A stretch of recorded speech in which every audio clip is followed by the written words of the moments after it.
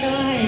आज मी आपल्या पुढे लोकशाहीर अण्णाभाऊ साठे यांच्याविषयी बोलणार आहे. लोकशाहीर अण्णाभाऊ साठे हे थोर समाज सुधारक लेखक शाहीर होते. त्यांचे पूर्ण नाव तुकाराम भाऊराव साठे असे होते. त्यांचा जन्म 1 ऑगस्ट 1920 रोजी सांगली जिल्ह्यातील वाटेगाव येथे झाला. त्यांचे वडिलांचे नाव भाऊराव साठे व आईचे नाव वालबाई साठे होते. संपूर्ण निरीक्षण असणाऱ्या अण्णाभाऊंनी पोवाडे, लावण्यात, गवळ, लोकनाट्य, कादंबरी असे सर्वच प्रकार श्रेष्ठ आणि समृद्ध केला. छत्रपती शिवराय चरित्र अण्णाभाऊंनी पोवाडे, लावण्यात, गवळ, लोकनाट्य, कादंबरी असे सर्वच प्रकार श्रेष्ठ आणि समृद्ध केले.